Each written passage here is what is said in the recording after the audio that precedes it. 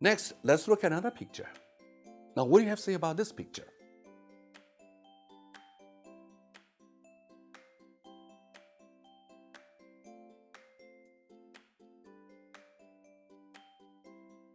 Let's have a look. Write down your thoughts, please. You can pause here.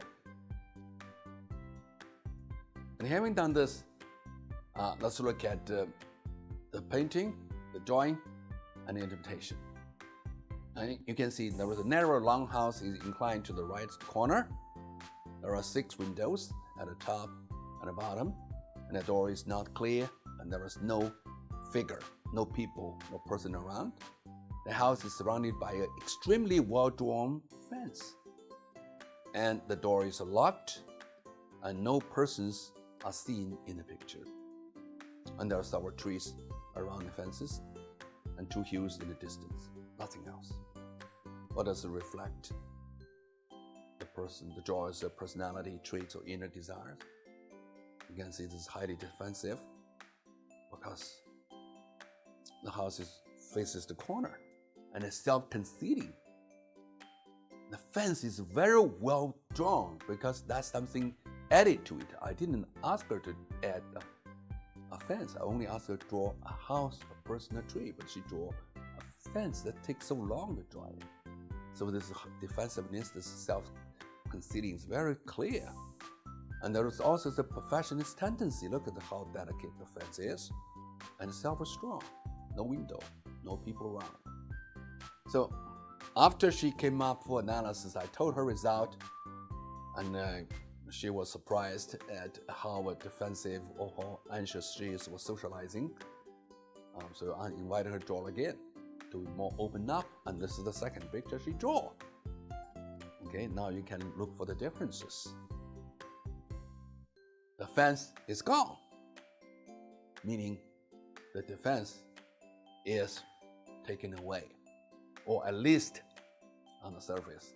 It takes time for the person to relax, but at least she's aware that the fence, that non-socializing need is not good for her. The family came out and played hand in hand. Well, that's good. The sun came out, and of course, when the sun came out, the earth must be warm, and the river appears and the flow. So those are all positive changes to the picture. So you checked for the differences. Now, in such a way, the person is more willing to open up herself, to socialize, to enjoy natural environment. And this is not only for projective test, it's also for therapeutic change. By drawing the picture, she's now more aware of her own personality, problems, inadequacies, malfunctions, and this starts her way, her efforts to change herself. So we continue to explore what is good about draw a person or draw a house tree person. Well, it is the use of a non-verbal, non-threatening task to evaluate intelligence or personality of the person. You can eliminate possible sources of bias by reducing variables like primary language, verbal skills, communication disabilities, and a sensitivity to working under pressure. Test results can also be influenced by previous drawing experience. We have to realize that a factor that may account for tendency of middle-class children to score higher on a test than lower-class children who often have fewer opportunities to draw. Socioeconomic status could make a difference. All right, so you know about this. I'm sure if you know more about psychology, you're going to know more about drawing, how drawing could reflect one's personality. Okay, this is the best example. Next, I want to introduce you the Sentry test. The Sentry test comes from the Sentry therapy, which is commonly called scent play therapy, and it is a form of therapy that was developed by Margaret Longfield a child psychiatrist in London who was looking for a way to help children express the inexpressible. Later, the Sentry therapy becomes a psychotherapeutic tool which can be used both for children and adults. The method consists of the client's creation of a three-dimensional picture with miniature figures in a trail of sand in the protective presence of a trained practitioner or Sentry therapist. Margaret Lowenfield, in the beginning, obtained several miniature figures and put them on the shelves in her office. And then the child came to see them, took several of them, and brought them to the sandbox and began playing with them. And it suddenly dawned on Margaret that by using the miniature figures in the sand, the child could express herself naturally in this process. And this becomes a standard practice. Later on, it became what is known as the Word technique. Later, Dora Karpf, a Jungian analyst, heard about the works of Dr. Margaret Lowenfield.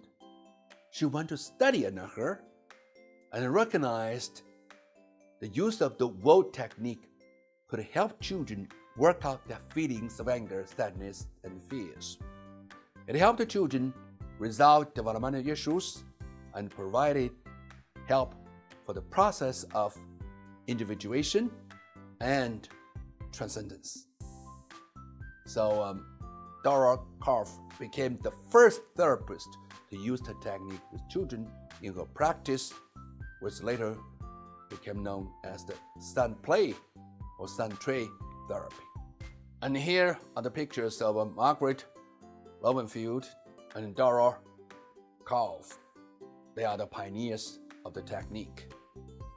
What I want to emphasize is that the Sentry therapy or Sentry therapy could be used as projective tests as well, because whoever the person puts up in the Sentry, whatever the miniatures, the figures there are,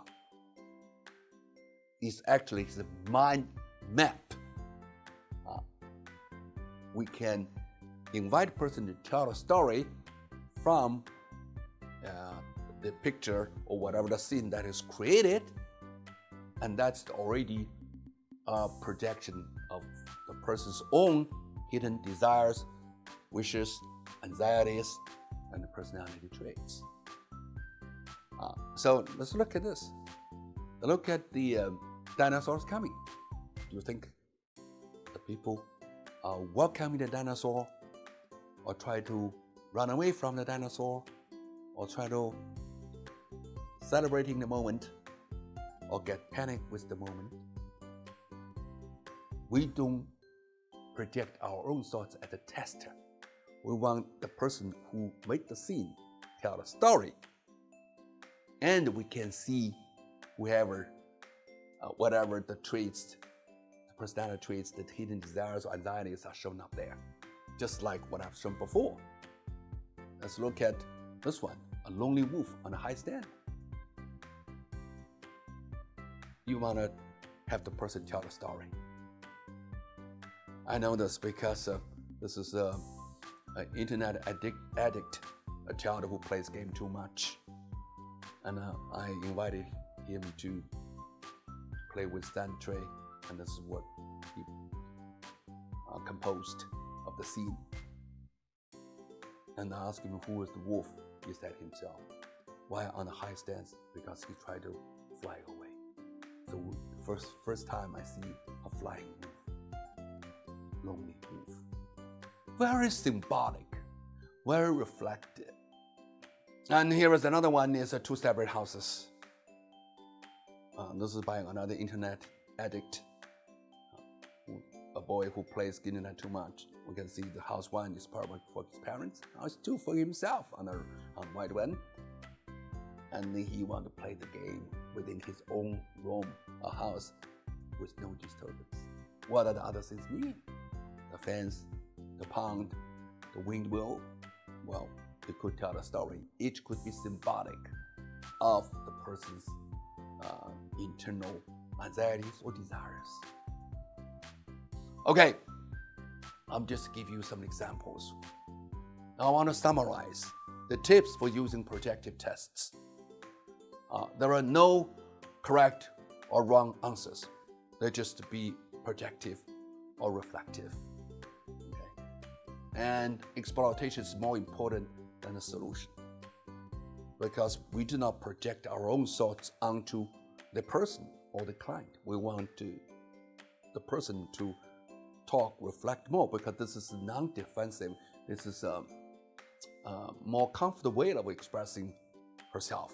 So we don't stop it. Third, all your thoughts are hypothetical or hypothesis only. So do not look at this what you are and make a short answer. A short answer, that's not true. Whatever you speculate, you imagine is only a hypothesis. It has to be tested. It has to be verified. And fourth, let clients talk more than you do. You do not give speculative discussion. You let the person tell more. And then finally, raise more open-ended questions, not so many close-ended questions. If you remember these 5 tips, you'll become experienced, skilled tester or interpreter of the Sentry therapy for the projective purposes. Now, let's summarize what's the uses of projectives after all.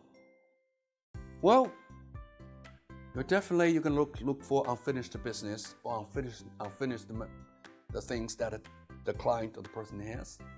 You're looking for directions for personal growth, okay, by doing all the projective tests.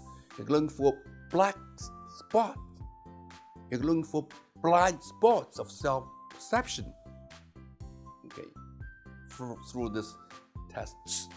And you're looking for entry points for counseling. And finally, you can look for breakthrough points in resolving interpersonal conflicts or self-actualization, whatever. So this is why projective tests have been widely used by clinicians, because a quick test is a shortcut of knowing what the important concerns for the client.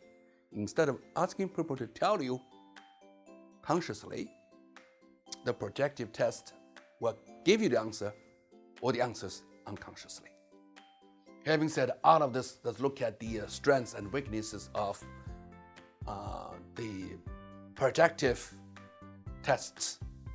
The strengths include being flexible, it's a defensiveness, it reviews unconscious mind, it has great interest, and it has strong interaction between the client and the tester, and you could do this for yourself, self-testing. Now, what about a weakness? The weakness first is falsifiable, or it could be a faked result. And it's the trainable after you've done, sometimes you know. And it's not objective. It cannot be standardized. It's not scientific. The result not stable. You do today and tomorrow you get different answers. And there could be social expectation effect. People would give you the answer that actually is not true of what you want to probe. So you keep this in mind. So I would recommend what I call the serial cross-validational approach to use a projective test. And this is how it should be used and how it will help. For its applications, one should administer a set of projective tests rather than use only one test. So look for the cross-validation of the results. You should also look for similar or overlapping themes across different tests. And you should single out those points and discuss with the client. And the benefits, this will substantiate the hypothetical points about the client, objectify the subjective speculations about the client, and then craft the skills for multiple use of projective tests. So just give you an example, you use a TAT, you use a draw house tree person, you use sentence incompletion, and use incomplete sentences, and use a Sentry test. You use 4 different tests on the same person, and you look for similar scenes within these 4 different times. Whatever that's expressed in all 4 tests will show up as the central theme of the person. I used it with my clients and also train counselors to do this. It's been very effective and really helps people to learn to have inquisitive mind rather than totally believe on so-called handbooks, guidebooks for interpreting the results.